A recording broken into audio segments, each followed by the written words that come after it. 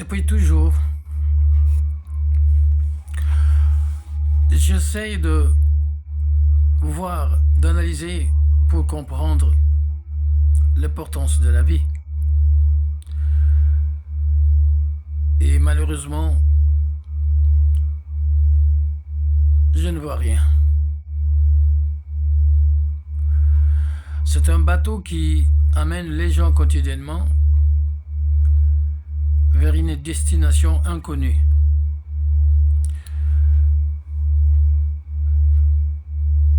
Vers une destination non souhaitée.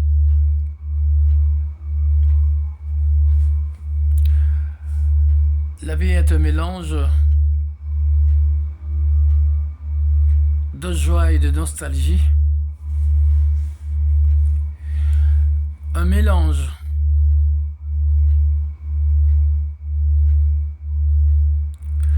de bien et de mal.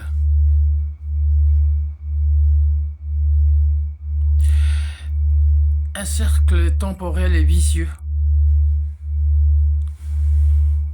où les gens se voient administrer chaque jour de trac, de fouet. J'ai regardé au jour autour de moi les enfants en train de naître. Et la première chose qu'ils font lorsqu'ils sortent des entrailles de leur maman, c'est de pousser des vagissements. Les autres diront de pleurer. C'est un mauvais français. On dit pousser des vagissements.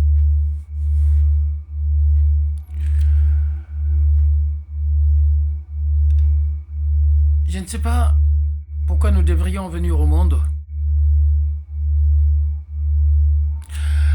Dans ces cirques où tout est souffrance.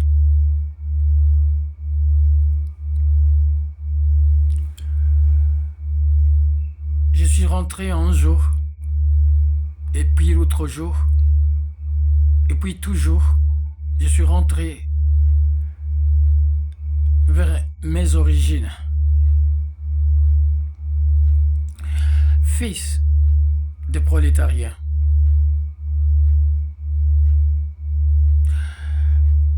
Dans un milieu natif qui n'était que primitif, mais où la loi n'avait pas la force de nous arrêter dans nos élans. Mais dans un milieu où le libertinage était un océan de plaisir qui coulait et qui ne se limitait pas mais qui ne débordait pas. Je suis né des parents, je viens de le dire, prolétariens. Mon père n'a pas été à l'école, ma mère y compris.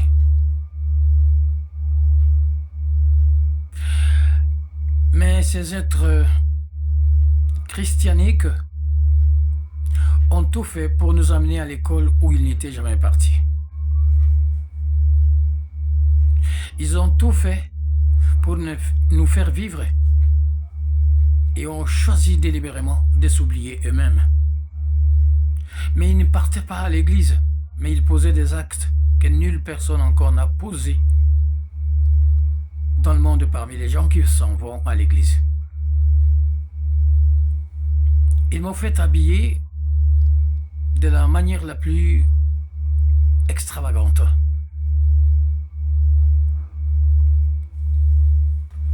Et un jour,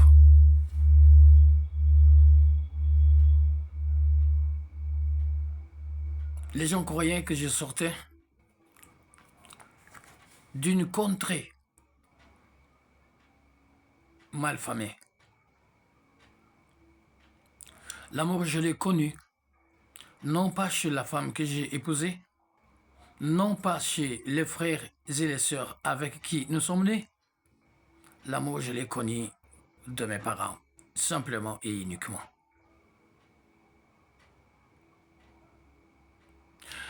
Dans notre pauvre village, nous nous promenions comme des libertés sentimentaux. Les gens parlaient de la sorcellerie, mais je ne voyais pas cela de mes propres yeux. Parce qu'on pouvait partir à la forêt et chercher à recueillir des ananas sauvages. On pouvait partir à la forêt, procéder à de pêche, mais aucun animal féroce ne pouvait nous approcher. Même les lions rougissaient au loin et arrivaient auprès de nous, ils rebroussent du même chemin. Qu'est-ce qui nous comportait? Qu'est-ce qui nous préservait? J'ai été deux fois dans des villes, de grandes agglomérations. J'ai vu des fusils, j'ai vu des militaires, j'ai vu les artisans que l'on appelle communément les médaillés d'or de la cruauté. Mais ils n'ont pas pu nous donner la sécurité que nos parents nous donnaient au village par une simple parole. Nous partions comme une rivière de frété qui ne savait pas la destination, mais qui ne craignait aucune éventualité. Et dans cette joie immense, nous avons vécu. Aujourd'hui, les choses ne sont pas comme telles. J'ai comme l'impression que chaque jour qui passe nous approche vers l'irréparable. À quoi est-il bon d'avoir commencé dans l'innocence et d'en finir dans une culpabilité innocente? La justice de ce siècle a été faite pour protéger les coupables et pour martyriser les innocents. On dirait que le monde avance chaque jour qui passe vers le pire. Et parmi les victimes, ce sont les habitants de la maison d'innocence. C'est une contrainte pour moi que d'être vivant. C'est une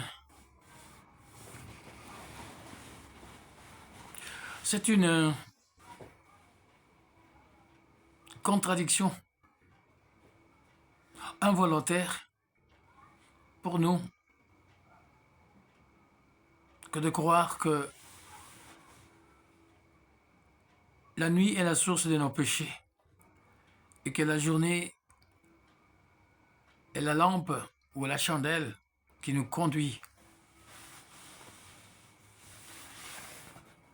vers le bonheur, tout azimut.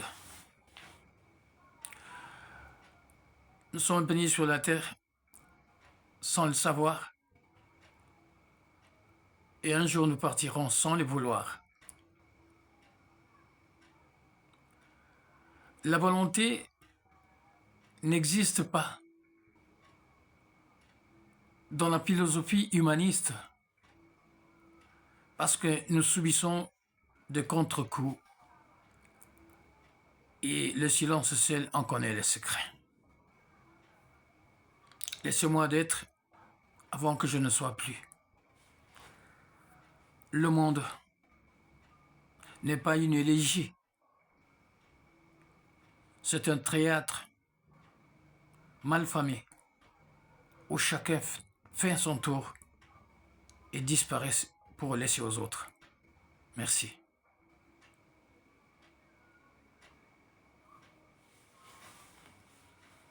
Ah, Jésus, pourquoi fallait-il venir?